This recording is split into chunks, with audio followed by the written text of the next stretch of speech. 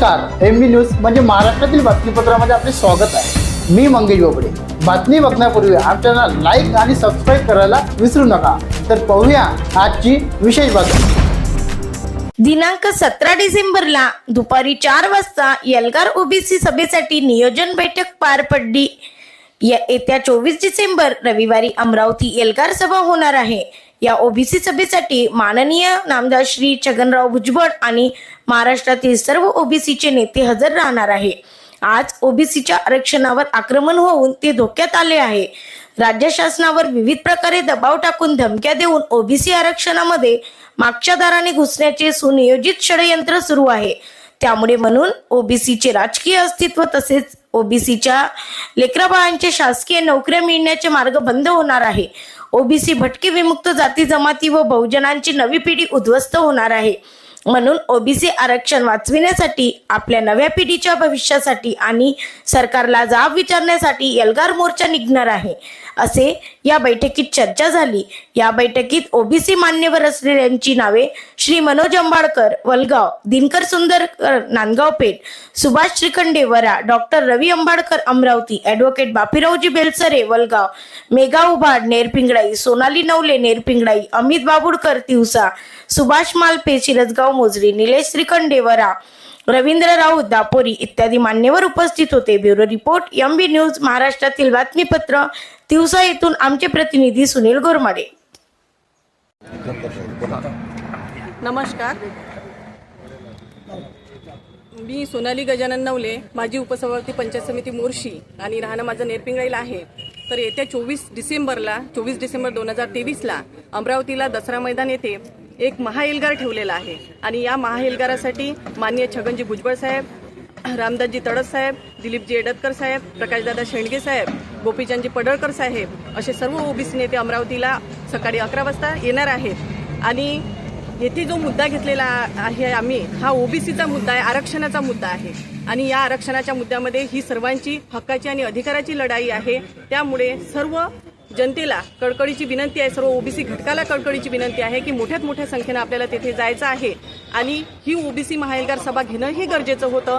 कारण जो जरांगे पाटील आपले स्वतःचे वक्तव्य करतो, तर हे वक्तव्य ऐकल्यानंतर आम्हाला असं वाटतं कुठंतरी की ओबीसी समाज हा जागृत झाला पाहिजे आणि मराठ्यांच्या आरक्षणाला आमचा कोणताही विरोध नाही, त्यांना स्वतंत्र आरक्षण देण्यात यावं, आमची कोणतीही मना नाही। परंतु आमचं जे आरक्षण आम्हाला अधिकार आणि हक्कानं मिळालेलं आहे ते आरक्षण आम्हाला टिकून ठेवायचं आहे आणि त्याची आम्हाला गरज सुद्धा आहे। कारण की ओबीसी घटकामध्ये जवळपास 350 जाती येतात आणि या सर्व जातींना आरक्षण किंवा त्यांचा अधिकार मिळणं हे खूप गरजेचं आहे। आणि डॉक्टर बाबासाहेब आंबेडकरांची पुण्यही ही की त्यांनी एवढ्या संघर्षातून आपल्याला ओबीसी घटकाला हे आरक्षण दिलेलं आहे। त्यांना सुद्धा खूप संघर्ष या गोष्टीसाठी करावा लागला आणि तेच आम्हाला आमचं फक्त टिकून ठेवायचं आहे। आणि आता संपूर्ण विदर्भातीलच नव्हे तर महाराष्ट्रातील संपूर्ण ओबीसी समाज हा जागृत झालेला आहे, एक झालेला आहे आणि याचीच प्रचिती तुम्हाला येत्या 24 तारखेला अमरावतीला दसरा मैदान येथे येणार आहे आणि मोठ्यात मोठा एल्गार हा होईल आणि ही सभा नक्कीच यशस्वी आम्ही करू असा सर्वांनी एक प्रण घेतलेला आहे आणि आम्ही ती करणारच। धन्यवाद।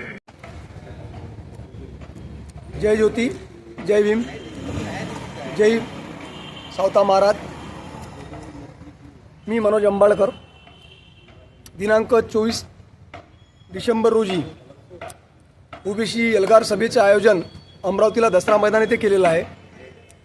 महाराष्ट्राची परिस्थिती पाहता 350 जातीचा ओबीसी वर्ग आहे आणि या वर्गात मराठ्यांना आरक्षण हवं आहे।